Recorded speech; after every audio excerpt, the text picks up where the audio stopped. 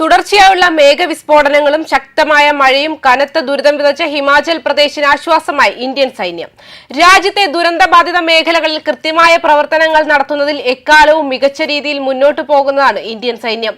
അതിനുവേണ്ടിയുള്ള കൃത്യമായ നടപടികൾ നൽകുന്നത് കേന്ദ്ര സർക്കാരും.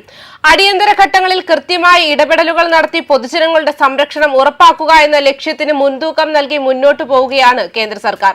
റോഡുകൾ, ആശയവിനിമയ സംവിധാനങ്ങൾ എന്നിവ തടസ്സപ്പെടുകയും ജനവാസ മേഖലകൾ തമ്മിലുള്ള ബന്ധം വിച്ഛേദിക്കപ്പെടുകയും ചെയ്തതോടെ ഒറ്റപ്പെട്ടുപോയ നൂറുകണക്കിന് കുടുംബങ്ങൾക്ക് സൈന്യത്തിന്റെ ദുരിതാശ്വാസ പ്രവർത്തനങ്ങൾ വലിയ രീതിയിൽ സഹായകരമായി മാറി.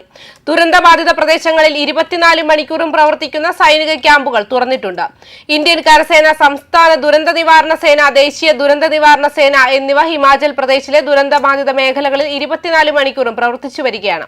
ഭക്ഷണ കിറ്റുകൾ വിതരണം ചെയ്യുന്നത് മുതൽ വൈദ്യസഹായം നൽകുന്നത് വരെയുള്ള പ്രവർത്തനങ്ങൾ സൈന്യം കാഴ്ചവെക്കുന്നുണ്ട്. മഴ ദുരന്തം വിതച്ച മേഖലകളിൽ താൽക്കാലിക ക്യാമ്പുകൾ സ്ഥാപിച്ച് സൈനിക ഡോക്ടർമാർ ആവശ്യ വൈദ്യസഹായം ഉറപ്പുവരുത്തുന്നുണ്ട്. ഇതോടൊപ്പം മൊബൈൽ സിഗ്നലുകൾ ദുർബലമായതോ ലഭ്യമല്ലാത്തതോ ആയ പ്രദേശങ്ങളിൽ തുടർച്ചയായ പ്രവർത്തന കണക്ടിവിറ്റി ഉറപ്പാക്കാൻ ഐസാറ്റ് ഫോണുകൾ വഴിയും മറ്റ് നൂതന സംവിധാനങ്ങൾ വഴിയും ഉപഗ്രഹ ആശയവിനിമയം വിന്യസിച്ചിട്ടുണ്ട്.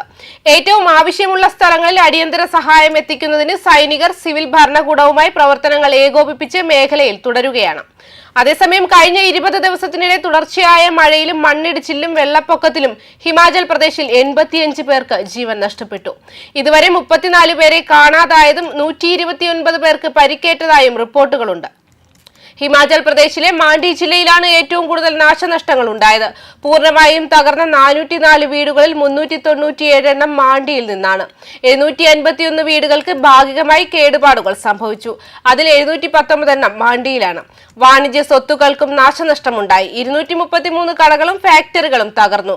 മാണ്ഡിയിൽ മാത്രം 203 എണ്ണം. പൊതുമരാമത്ത് വകുപ്പ് പുറത്തുവിട്ട കണക്കുകൾ പ്രകാരം കഴിഞ്ഞ 15 ദിവസത്തിനിടെ ഉണ്ടായ വെള്ളപ്പൊക്കത്തിലും മേഘസ്ഫോടനത്തിലും കുളു, മാണ്ഡി, ചമ്പ ജില്ലകളിലായി 10 മുതൽ 15 മീറ്റർ വരെ നീളമുള്ള 10 പാലങ്ങൾക്ക് കേടുപാടുകൾ സംഭവിച്ചിട്ടുണ്ട്.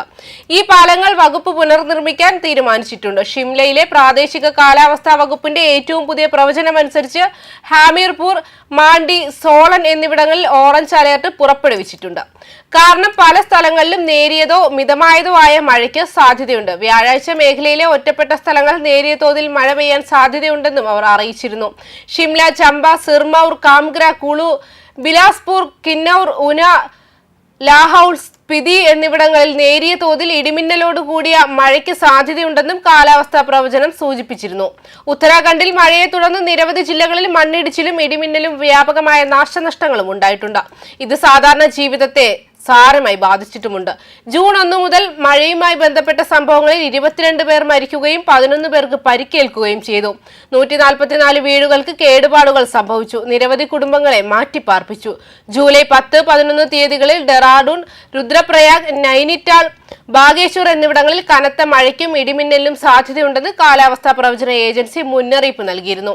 ഹൈവേകൾ ഉൾപ്പെടെ 130-ലധികം റോഡുകൾ ഇപ്പോഴും തടസ്സപ്പെട്ടിരിക്കുകയാണ്. വിദൂര ഗ്രാമങ്ങളിലേക്ക് ഗതാഗതം തടസ്സപ്പെട്ടിരിക്കുന്നു. അതേസമയം കിഴക്കൻ മധ്യപ്രദേശ്, ഹരിയാന, ചണ്ഡീഗഡ്, ഹിമാചൽ പ്രദേശ്, ജമ്മു കാശ്മീർ, പഞ്ചാബ്, പടിഞ്ഞാറൻ ഉത്തർപ്രദേശ് എന്നിവയുൾപ്പെടെ നിരവധി വടക്കൻ മധ്യ സംസ്ഥാനങ്ങളിലെ ഒറ്റപ്പെട്ട സ്ഥലങ്ങളിൽ കനത്തതോ വളരെ ശക്തമായതോ ആയ മഴയ്ക്ക് സാധ്യതയുണ്ടെന്ന് ഇന്ത്യൻ കാലാവസ്ഥാ വകുപ്പ് അറിയിച്ചിട്ടുണ്ട്.